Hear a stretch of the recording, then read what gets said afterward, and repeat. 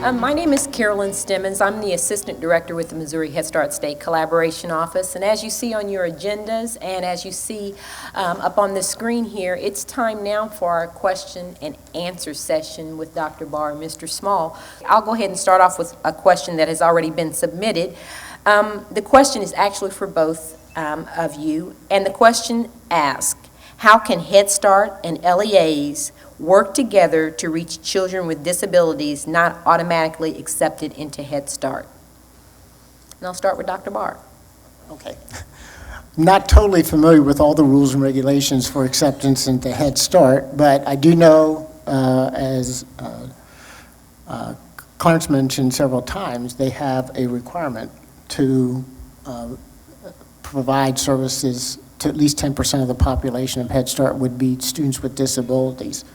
And so that might be, if you can waive out of it, you certainly could waive it, I would think, that this kid is not automatically eligible for Head Start, but they do fit the criteria of disabilities, and there might be a way of doing that.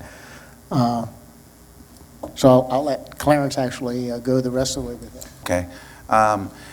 Again, if you looked at some of the slides that I had up, the regulation is very clear that we are to be in a collaborative partnership effort, and that is all kids throughout our community.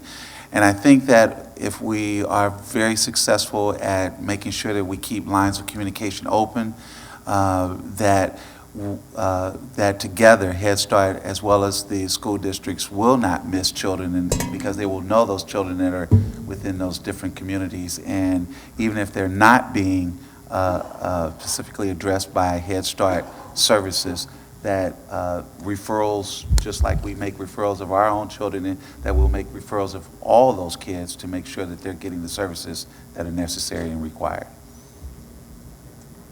Our next question is also for both. The question reads, are there opportunities for resources that would support collaboration between schools and Head Start?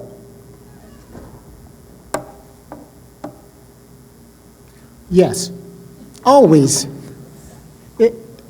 And this is going to sound like, oh my gosh, he's a bureaucrat. But truthfully, it's about just refocusing how you spend current resources. There's not a new pocket of money.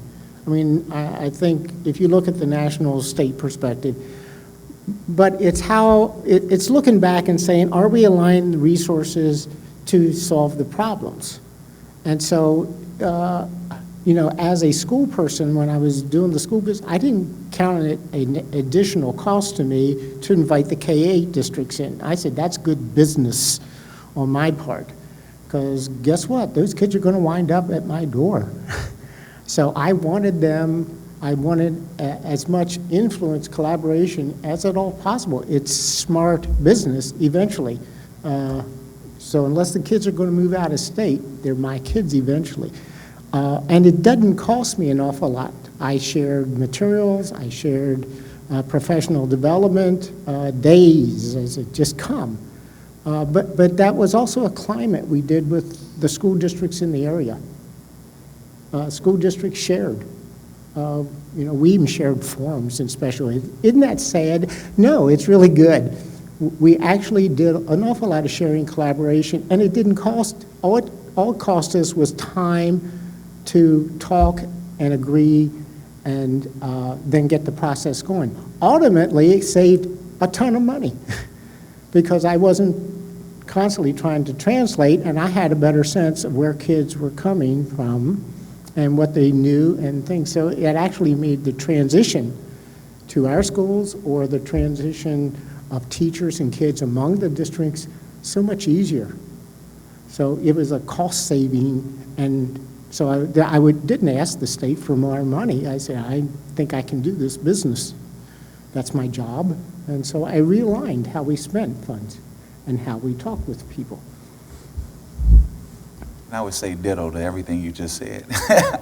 I would just say one of the key would be those memorandums of understanding, how they are written and developed throughout your communities, I think are key to the effectiveness of the services that are going to be offered in the communities that you serve.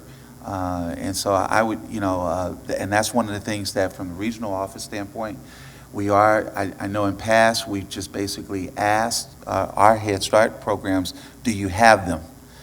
We've never really taken a look at them.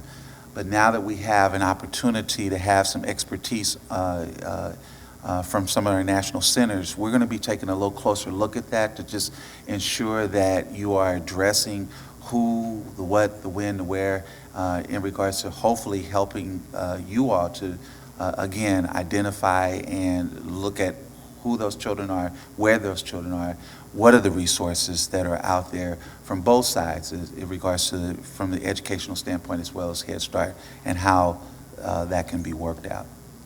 The next question for both, it asks, it can be very difficult to collaborate given the regulations that we must adhere to.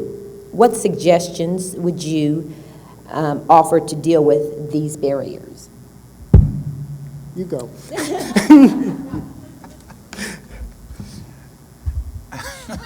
That's a good question. That's a hard question. I would answer just by saying the regulations are what they are. But I think what has to happen is, and we keep saying the same word, and that is communication. And I think communication is very important, and I would say that from my perspective, from our Head Start, the Head Start community, Head Start agencies, it's just real important that you let us know what's out there, what you're facing, what you're dealing with, in regards to how those regulations are actually being interpreted or played out in your various communities. It's very difficult for me to sit up here and just give any example, but I would just say, once we understand what the problem is in your particular area, the hope would be that we'd be able to give you some suggestions that perhaps you may not have thought of, to look at what we might be able to do from a regional office standpoint to have visits in your community, because I know in past we've done that. When I know I've come on site visits where it was important that the principal, that I met with the principal and just kind of gave him an understanding of what we're required to do. And I think that as a result of doing that, I know that happened in the state of Nebraska, and once I had that opportunity to do that, it shed some light on some things that they hadn't thought about in the past, and then just being able to open up that line of communication created a more effective relationship and partnership. So that's a pretty hard question, but hopefully I gave it my best shot. I think there's more alike than there are differences. And so look for those similarities among the program. And I think maybe that's one of the things as state and regional offices we should be facilitating, is to try to help figure that out on that. I've been part of many efforts to look at how do you blend funding for early childhood education, which includes regular ed, special education, Head Start, parents wanting to pay or being asked to pay. And we've been able to work those models out. Now, some of it has to do that you have to create some ground rules of sensibility. So you can't be looking at changing the dynamics every day because Johnny moved out and Sally moved in.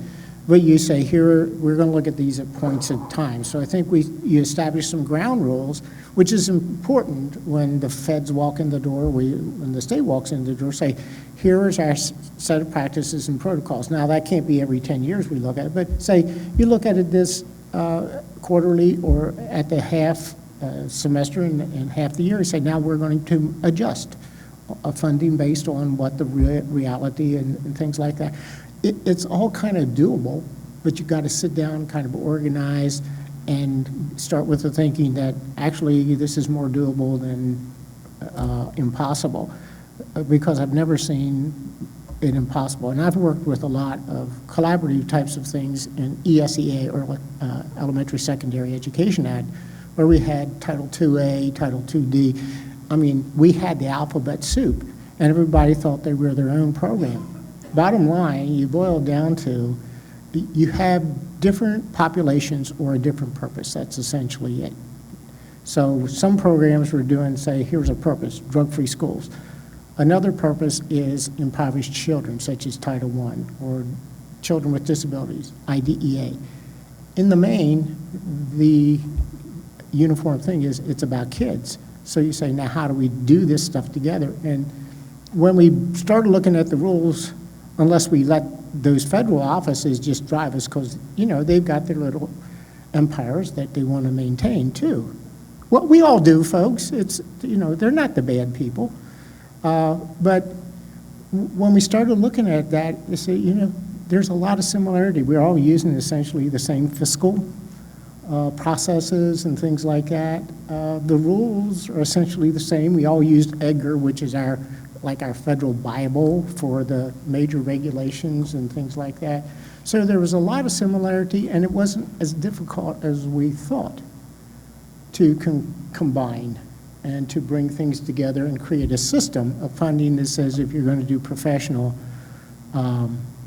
development, you could use these 5 or 6 programs to get that done. So it's kind of learning what those things are all about, but organizing your thoughts and figuring out what you want to do. We never had to break the law once. Kind of a nice thing. Okay.